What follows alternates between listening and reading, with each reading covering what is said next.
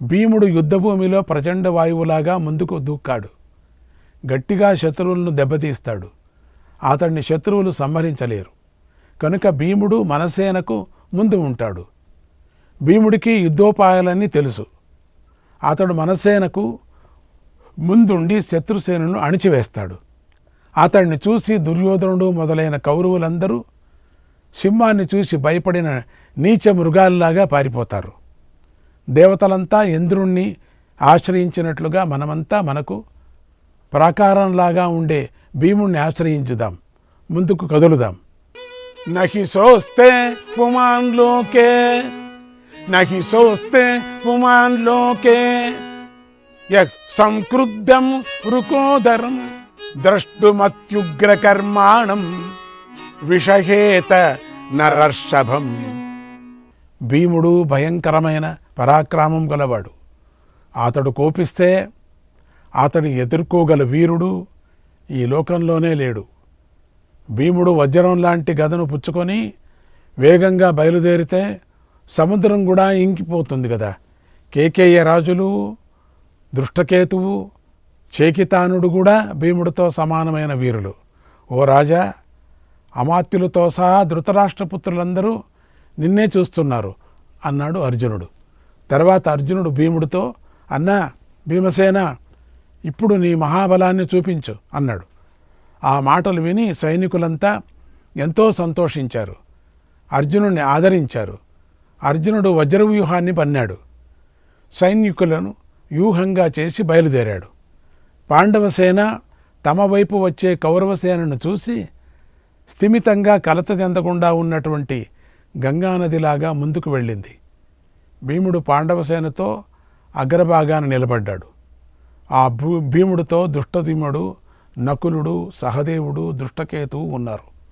వారి వెనుక విరాటుడు సోదరులతోనూ పుత్రులతోనూ మిత్రులతోనూ అక్షౌహిణీ సేనతో భీముడిని రక్షిస్తూ వెనుక ఉన్నాడు. నకుల సహదేవులు భీముడి రథచక్రాలకు రక్షకులుగా ఉన్నారు. ఉపపాండవులు అభిమన్యుడు వెనుక భాగాన్ని రక్షిస్తున్నారు. సేనాపతి అయినటువంటి దృష్టద్యుమ్నుడు మహావీరులతోనూ రథికులైనటువంటి ప్రభద్రుకలతోనూ కలిసి సేనారక్షణ చేస్తున్నాడు.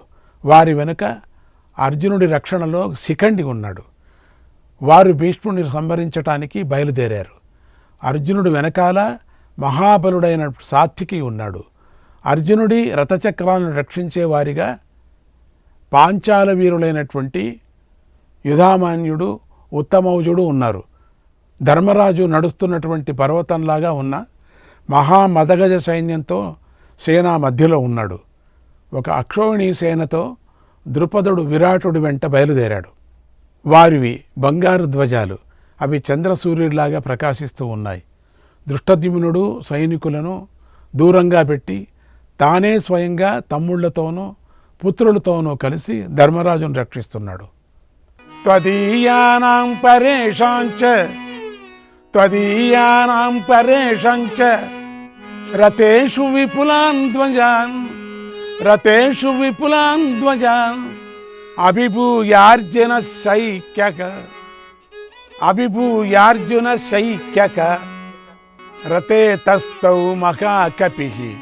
కౌరవ పాండవుల రథాల మీద ఉన్నటువంటి విశాల ధ్వజాల కన్నా అర్జునుడి రథం మీద ఉన్నటువంటి కపిధ్వజమే గొప్పగా ప్రకాశిస్తూ ఉంది. భీముడికి ముందు భాగంలో ఎన్నో లక్షల పదాతి దళాలు, కత్తులు, శక్తులు, 2 అంచులున్నటువంటి కత్తులు చేత పట్టుకొని ముందు నడుస్తున్నాయి. ధర్మరాజు వెనుక పర్వతాల్లాగా ఉన్నటువంటి 10,000 ఏనుగులు వెళుతున్నాయి. వాటిపై బంగారు అంబారీలు ఉన్నాయి. అవి మదజలాన్ని ప్రవహిస్తున్నాయి. భీముడు పరిఘలాగా ఉన్నది భయంకరమైనదైనటువంటి గదను ధరించి మహాసైన్యాన్ని తన వెంట తీసుకొని వెళుతున్నాడు. అప్పుడు భీముడు సూర్యుడిలాగా చూడశక్యంగా కాకుండా ఉన్నాడు. అంత శోభాయమానంగా చూడటానికే సాధ్యం లేదు, అట్లా మెరిసిపోతున్నాడు. అలా నీ సైన్యాన్ని బాధ పెడుతున్నాడు అంటే, అంతేకాదు దగ్గర ఉన్నవారు కూడా భీముడిని చూడలేకపోతున్నారు. అంటే ఎవరూ చూడలేకపోతున్నారు. అలా వజ్రం అనేటువంటి పేరు గల ఆ వ్యూహం భయం లేకుండా అన్ని వైపుల నుంచి ముందుకు కదిలింది. అది ధనస్సు అనేటువంటి విద్యుత్తుతో కూడినటువంటి ధ్వజంతో భయంకరంగా ఉంది. అది అర్జునుడి చేత రక్షించబడుతోంది. నీ సేనకు ఎదుట ప్రతిగా నిలబడింది. ఆ వజ్రవ్యూహం ఈ భూమిలో జయించటానికి వీలు కాకుండా ఉంది. సూర్యోదయానికి పూర్వం ఏర్పడిన సంధ్యాకాలంలో వీరులు అర్ఘ్య బిందువులు విడిచిపెట్టారు. అవి గాలిలోకి రేగి మేఘాలు లేకుండా వర్షం పడుతుందా అన్నట్టుగా ఉందట. ఆ ఇరుసేనను నిలబడిన సమయంలో ఇసుకతో కూడిన గాలులు అడ్డాదిడ్డంగా నిలిచాయట. పెద్ద ధూళి చెలరేగింది. లోకమంతా ఒక్కసారిగా పెనుచీకటి క్రమేసింది. సూర్యకాంతి క్షీణించింది. తేజోహీనం అయిపోయింది. భూమి పెద్దగా ధ్వని చేస్తూ కంపించింది. భూమి బ్రద్దలయ్యింది. అన్ని దిక్కుల్లోనూ ఎన్నో పిడుగులు పడ్డాయి. ధూళి చెలరేగి ఏమీ కనిపించలేదు. అప్పుడు వీచిన గాలికి ధ్వజాలు ఊగిపోయాయి. అవి బంగారు మాలలతోనూ వస్త్రాలతోనూ అలంకరించబడి ఉన్నాయి. అవి గాలికి ఊగుతుంటే తాటి తోపులో ఉన్నటువంటి తాటి చెట్ల కంపించినట్లుగా జనజన ధ్వని వచ్చింది. ఇలా పాండవులు యుద్ధం చేయాలనే ఉత్సాహంతో నీ పుత్రులకు ఎదురుగా నిలబడ్డారు. గదను ధరించి ఎదుట నిలబడిన భీముణ్ణి చూసి మన సేన భయపడుతోంది. పాండవులు మన యోధులు మధ్యను రక్తాన్ని పీల్చి చేస్తున్నట్లుగా ఉన్నారు అన్నాడు సంజయుడు. శ్రీకృష్ణాయ పరమాత్మనే నమః. మహాభారతానికి భగవద్గీత హృదయం వంటిది. భగవద్గీతకు గల వ్యాఖ్యాన రూపమే మహాభారతం.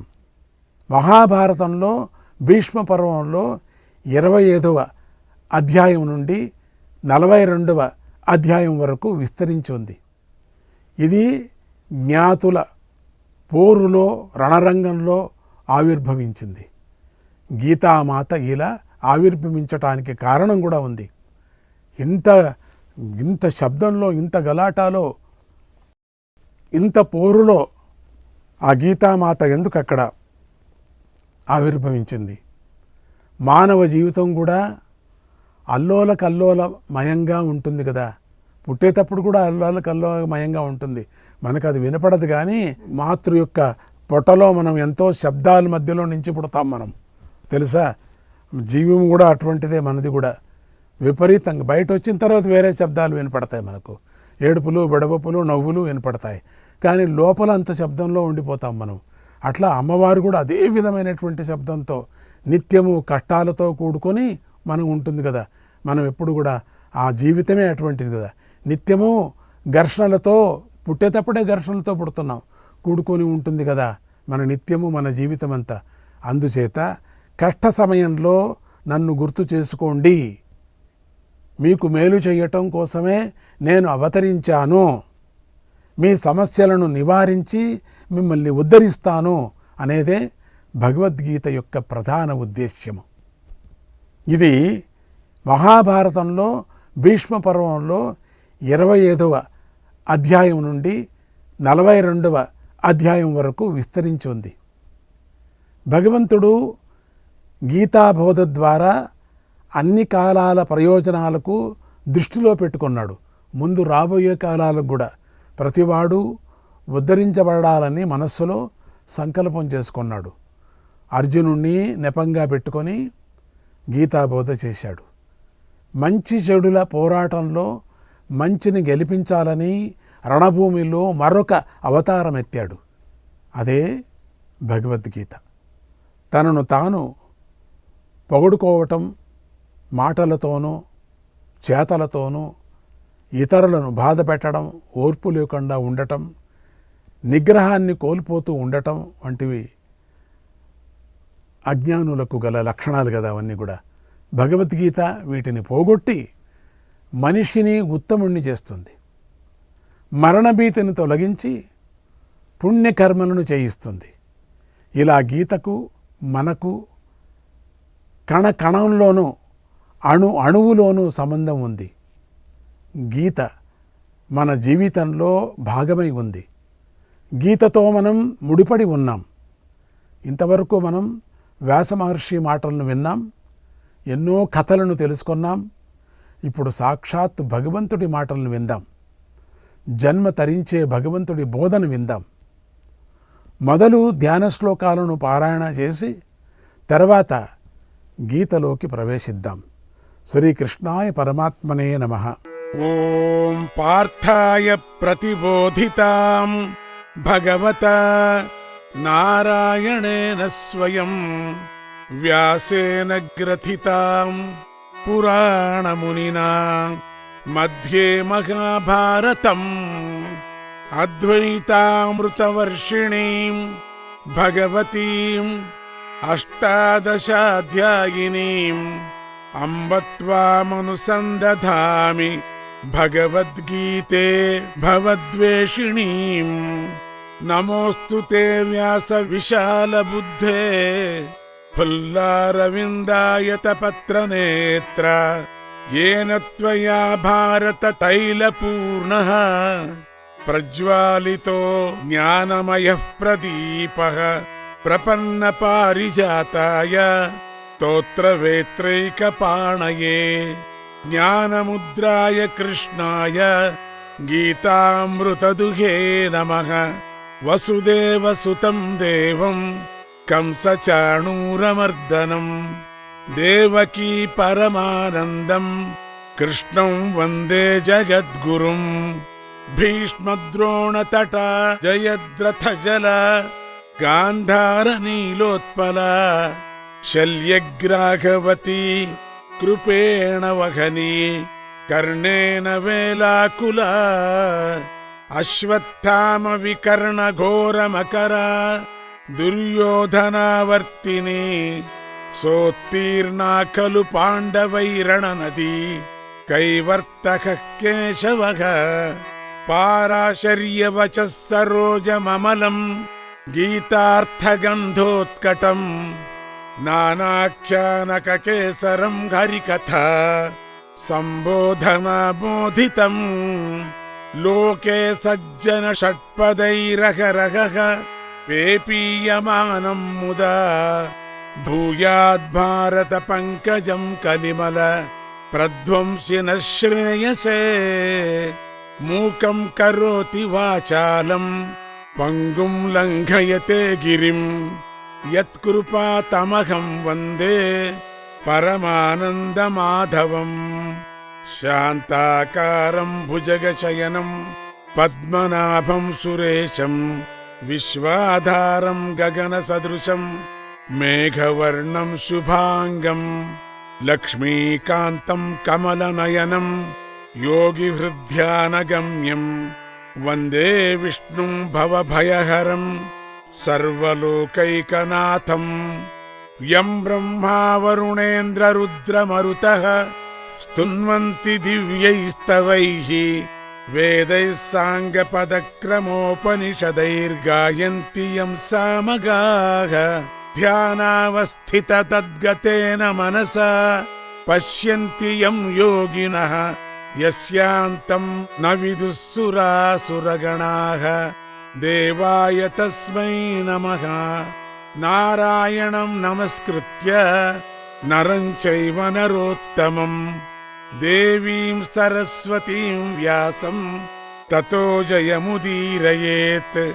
सच्चिदानन्दरूपाय कृष्णाय क्लिष्टकारिणे नमो वेदान्तवेद्याय गुरवे बुद्धिसाक्षिणे. सर्वोपनिषदो गावः दोग्धा गोपालनन्दनः पार्थो वत्सः सुधीर्भोक्ता दुग्धं गीतामृतं महत्. गीताशास्त्रमिदं पुण्यं यः पठेत् प्रयतः पुमान् विष्णोः पदमवाप्नोति भयशोकादिवर्जितः. एकं शास्त्रं देवकी पुत्रगीतम् एको देवो देवकी पुत्र एव. एको मन्त्रस्तस्य नामानि यानि कर्माप्येकं तस्य देवस्य सेवा. ओम श्रीकृष्णाय परमात्मने नमः. अथ प्रथमोऽध्यायः अर्जुन विषादयोगः. ధృతరాష్ట్ర ఉవాచ ధర్మక్షేత్రే కురుక్షేత్రే సమవేతాయుయుత్సవః మామకాః పాండవాశ్చైవ కిమకుర్వత సంజయ.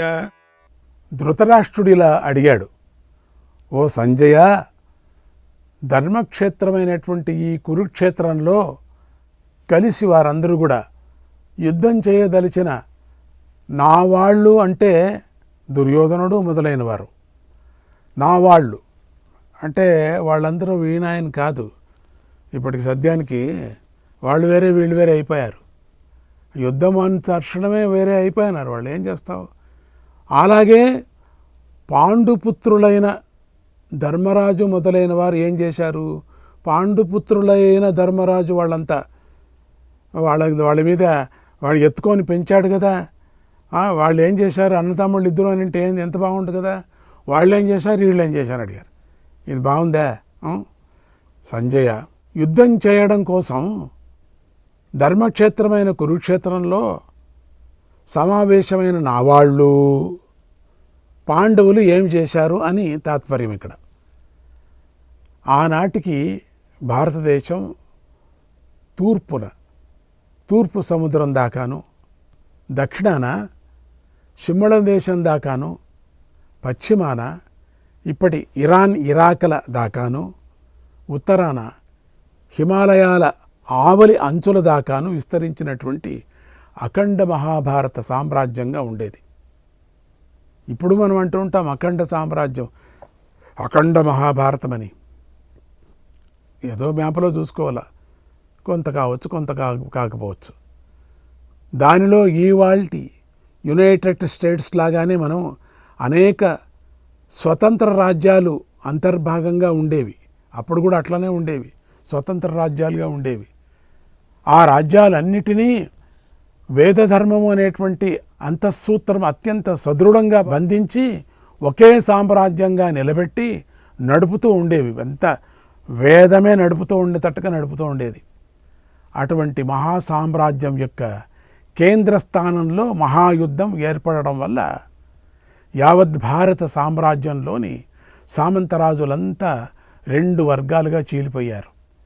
ఇది మనము first world war, second world war అని అంటామే, 2 భాగాలుగా చీలిపోయారు.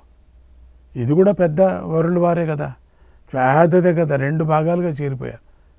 2 వర్గాలుగా చీలిపోయి కొందరు కౌరవుల వైపు, కొందరు పాండవుల వైపు చేరిపోయి తమ సైన్యాలతో యుద్ధానికి తరలి వచ్చారు. అలా తరలి వచ్చిన వారిలో 11 అక్షౌహిణీల సేన కౌరవ పక్షాన్ని ఆశ్రయించగా, 11 అక్షౌహిణీలు అంటే ఎంత పెద్దది, అది ఏంటి సమాచారం? అసలు ఎంతవరకు నిల్చున్నారో వాళ్ళు తెలియటం లేదు. ఎన్ని నదులు దగ్గరికి వెళ్ళిపోయాయో, అసలు ఎన్ని రాష్ట్రాలు దాటిపోయాయో అవన్నీ కూడా ఆ కురుక్షేత్రం నుంచి మొదలుకొని అవన్నీ అక్కడ రాజస్థాన్ వరకు వెళ్ళిపోయిందేమో అనిపిస్తుంది. కౌరవక్షేన ఆశ్రయించగా 7 అక్షౌహిణుల సేన పాపం చిన్నది పాండవులకు అండగా నిలిచింది. చిన్నది అక్షౌహిణి సేన అనగా రథాలు 21,870, 21,870, ఏనుగులు 21,870, అది కూడా అంతే. గుర్రాలు 65,610, కాల్బలం అంటే సైనికులు 1,09,350, మొత్తము 2,18,700. అంటే ఇక్కడ మనం గమనించవలసినటువంటి పైన ఇచ్చినటువంటి సంఖ్యలో గల అంకెల మొత్తం ప్రతి చోట 9గానే వస్తుంది కదా. రథ సంఖ్య, గజ సంఖ్య సమానంగా ఉన్నాయి. అశ్వసంఖ్య దానికి 3 రెట్లుగా ఉంది. సైనిక సంఖ్య రథ సంఖ్యకు 5 రెట్లుగా ఉంది. శ్రీకృష్ణాయ పరమాత్మనే నమః.